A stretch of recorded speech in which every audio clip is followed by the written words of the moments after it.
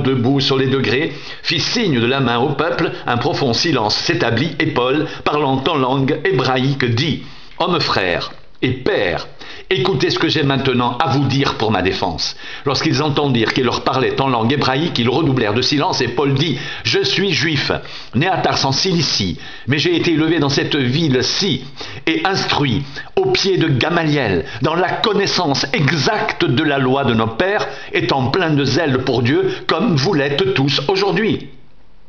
J'ai persécuté à mort cette doctrine, liant et mettant en prison hommes et femmes. Le souverain sacrificateur et tout le collège des anciens m'en sont témoins. J'ai même reçu d'eux des lettres pour les frères de Damas, où je me rendis afin d'amener liés à Jérusalem ceux qui se trouvaient là et de les faire punir, comme j'étais en chemin, et que j'approchais de Damas, tout à coup, vers midi, une grande lumière venant du ciel resplendit autour de moi. Je tombais par terre et j'entendis une voix qui me disait « Saul, Saul, pourquoi me persécutes-tu » Je répondis « Qui es-tu, Seigneur ?» Et il me dit « Je suis Jésus de Nazareth que tu persécutes. » Ceux qui étaient avec moi virent bien la lumière, mais ils n'entendirent pas la voix de celui qui parlait. Alors je dis, que ferai-je, Seigneur? Et le Seigneur me dit, lève-toi, va à Damas, et là on te dira tout ce que tu dois faire. Comme je ne voyais rien à cause de l'éclat de cette lumière, ceux qui étaient avec moi me prirent par la main, et j'arrivai à Damas.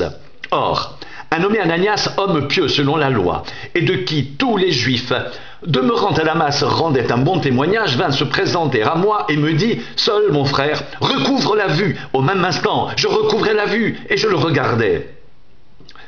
Il dit « Le Dieu de nos pères t'a destiné à connaître sa volonté, à voir le juste et à entendre les paroles de sa bouche, car tu lui serviras de témoin auprès de tous les hommes des choses que tu as vues et entendues. Et maintenant, pourquoi tardes-tu? Lève-toi, sois baptisé et lavé de tes péchés, en invoquant le nom du Seigneur. » De retour à Jérusalem, comme je priais dans le temple, je fus ravi en extase et je vis le Seigneur qui me disait « Hâte-toi et sors promptement de Jérusalem, parce qu'ils ne recevront pas ton témoignage sur moi. » Et je dis « Seigneur, ils savent eux-mêmes que je faisais mettre en prison et battre de verges dans les synagogues ceux qui croyaient en toi, et que lorsqu'on répandit le sang d'Étienne ton témoin, j'étais moi-même présent, joignant mon approbation à celle des autres et gardant les vêtements de ceux qui le faisaient mourir. » Alors il me dit, va, je t'enverrai au loin vers les nations.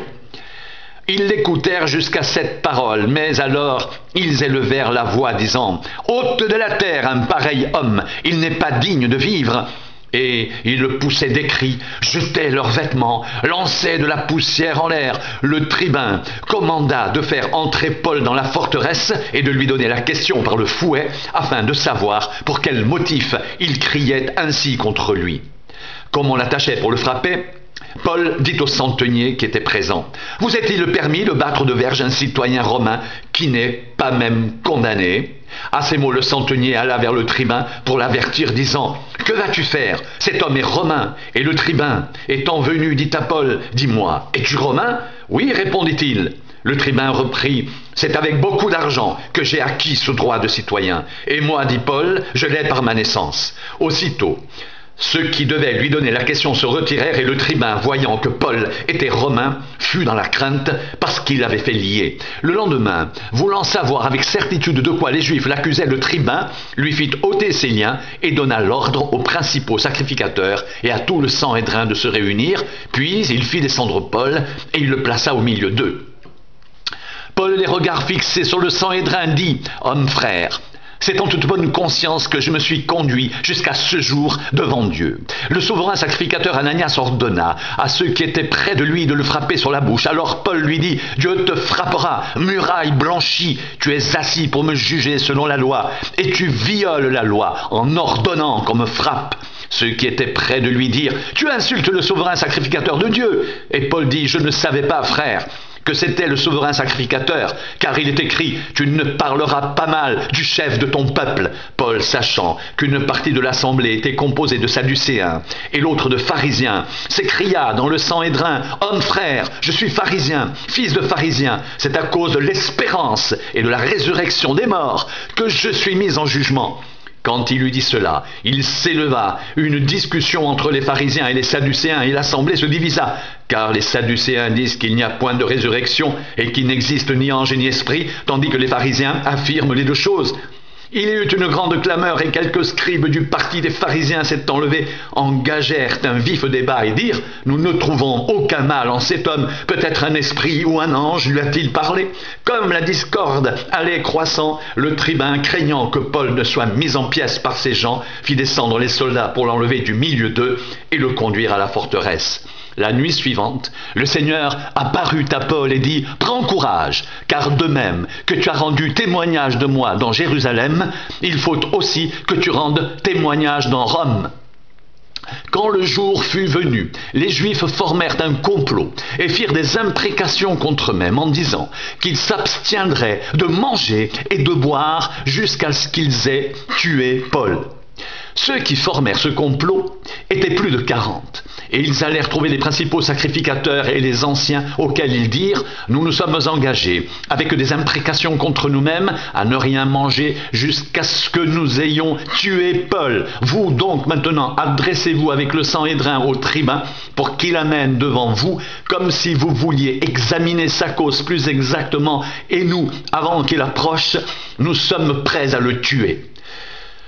Le fils de la sœur de Paul, ayant eu connaissance du guet-apens, alla dans la forteresse en informer Paul. Paul appela l'un des centeniers et dit: mène ce jeune homme vers le tribun, car il a quelque chose à lui rapporter. Le centenier prit le jeune homme avec lui, le conduisit vers le tribun et dit: le prisonnier Paul m'a appelé et il m'a prié de t'amener ce jeune homme qui a quelque chose à te dire. Le tribun, prenant le jeune homme par la main et se retirant à l'écart, lui demanda: qu'as-tu à m'annoncer? Il répondit: les Juifs ont convenu de te prier d'amener Paul demain devant le Sanhédrin, comme si tu devais t'enquérir de lui plus exactement. Ne les écoute pas, car plus de 40 d'entre eux lui dressent un guet-apens et se sont engagés avec des imprécations contre eux-mêmes à ne rien manger ni boire jusqu'à ce qu'il l'ait tué. Maintenant ils sont prêts et n'attendent que ton consentement. Le tribun renvoya le jeune homme après lui avoir recommandé de ne parler à personne de ce rapport qu'il lui avait fait. Ensuite il appela 2 des centeniers et dit: tenez prêt, dès la 3e heure de la nuit, 200 soldats, 70 cavaliers et 200 archers pour aller jusqu'à Césarée. Qu'il y ait aussi des montures pour Paul, afin qu'on le mène sain et sauf au gouverneur Félix. Il écrivit une lettre ainsi conçue: Claude Lysias, au très excellent gouverneur Félix, salut. Cet homme, dont les Juifs s'étaient saisis, allait être tué par eux lorsque je survins avec des soldats et le leur enlevai. Ayant appris qu'il était romain, voulant connaître le motif pour lequel il l'accusait, je l'amenai devant leur Sanhédrin. J'ai trouvé qu'il était accusé au sujet de questions relatives à leur loi, mais qu'il n'avait commis aucun crime qui mérite la mort ou la prison. Informé que les Juifs lui dressaient des embûches, je l'ai aussitôt envoyé, en faisant savoir à ses accusateurs qu'ils ont à s'adresser eux-mêmes à toi, à Dieu.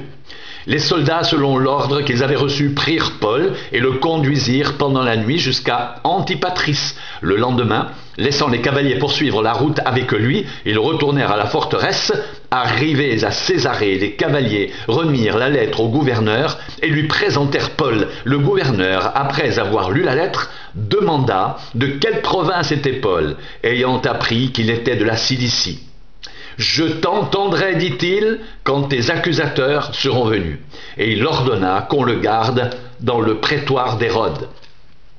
5 jours après, arriva le souverain sacrificateur Ananias avec des anciens et un orateur nommé Tertulle. Ils portèrent plainte au gouverneur contre Paul. Paul fut appelé et Tertulle se mit à l'accuser en ces termes: très excellent Félix, tu nous fais jouir d'une paix profonde, et cette nation a obtenu de salutaires réformes par tes soins prévoyants. C'est ce que nous reconnaissons en tout et partout avec une entière gratitude. Mais pour ne pas te retenir davantage, Je te prie d'écouter dans ta bonté ce que nous avons à dire en peu de mots. Nous avons trouvé cet homme, qui est une peste, qui excite des divisions parmi tous les juifs du monde, qui est chef de la secte des Nazaréens, et qui même a tenté de profaner le temple, et nous l'avons arrêté. Nous avons voulu le juger selon notre loi, mais le tribun Lysias, étant arrivé, l'a arraché de nos mains avec une grande violence en ordonnant à ses accusateurs de venir devant toi. Tu pourras toi-même, en l'interrogeant, apprendre de lui tout ce dont nous l'accusons. Les Juifs appuyèrent ce réquisitoire, soutenant que les choses étaient ainsi.